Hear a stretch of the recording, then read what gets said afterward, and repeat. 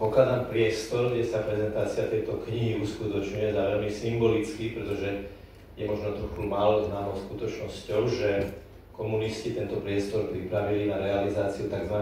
Socialistickej obradnosti. Vyšla aj špeciálna kniha, ktorá sa volala Premeny, boli tam špeciálne texty na uvítanie občiankov, dokonca bola aj uvítací otec a uvítacia matka, potom na socialistické sobáše a samozrejme pohrebisko bol najväčší problém, pretože kým sa všetko podarilo znižiť do 20%, tak pohreby len o 0,6%. A preto boli takéto obradné miestnosti. Bola tam aj poznámka, že pohrebná miestnosť má byť osvetlená spôsobom, ktorá nevyvoláva náboženské pocity.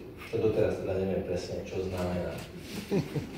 Kniha, ktorá vznikla, má síce uvedeného autora, ale nebola by možná bez širokej spolupráce najrôznejších spolupracovníkov a ja by som veľmi rád poďakoval Ústavu pamäti národa a tej skvelej spolupráci na spracovaní tej dokumentácie, aj pracovníkom archívu, všetkým, ktorí na tom spolupracovali. Ďakujem aj samozrejme protagonistom, o ktorých tá kniha je, pretože treba si aj veľmi úprimne povedať, že nie vždy je ľahké sa vrácať k určitým spomienkam, ale boli všetci traja k dispozícii, aby sme tie veci prehlbili a aby sme o nich napísali knihu, ktorá naozaj vystihne aj všetky tie nuancy, všetky tie pocity a všetko, čo prežívali.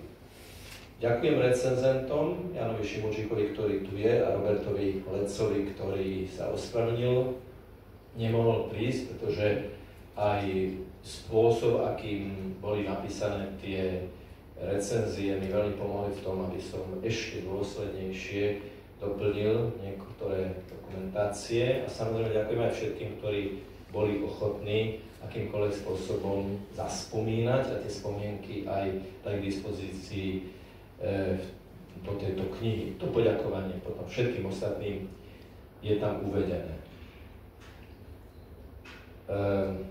Autor môže byť aj veľmi oslovený témou, ktorú spracováva, a táto kniha má tú zvláštnosť, že je o troch žijúcich osobách, spomínajúcich a hovoriacich a analyzujúcich osobách. Čiže je to historická kniha o troch žijúcich protagonistoch a v tom je výnimočná. A keď som o tom písal, tak títo protagonisti, čím hlbšie som skúmal ich osudy, ich myslenie, ich cítenie a ich prežívanie, tým viac ma to oslovilo, lebo mnohokrát som si predstavil, že čo by som robil na ich mieste v situácii, v ktorej sa vyskytli. Naozaj si človek nevyhnutne položí takúto otázku.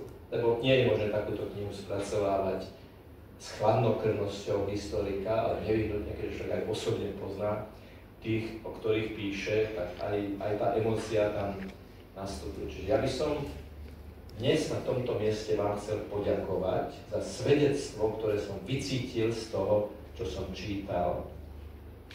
A najmä pokladám naozaj za veľké posolstvo, že voči tým, ktorí vám spôsobili najrôznejšie príkoria, máte na jednej strane zdravo-kritický postoj, ale nie je tam ani štipka zlomyselnosti alebo nenávisti. A to je veľmi dôležité posolstvo, aj pre mňa samotného, ako niečo, čo ma veľmi oslovilo. Áno, je tu ten zážitok, ale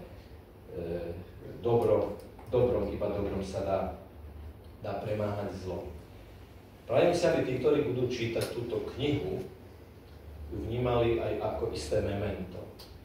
Keď sa niekto chce zmocniť ľudského svedomia, keď niekto chce obmedzovať pravdu a regulovať pravdu, dokonca tú pravdu vytvárať, a vyrobiť takýmto spôsobom, ako keby nejaký umelý raj na zemi, tak vždy to skončí ako peklo na zemi pre ľudí.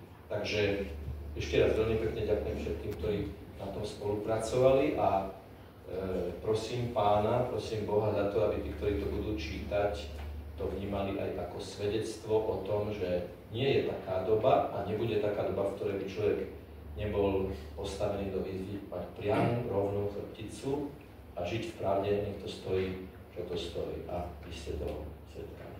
Ďakujem.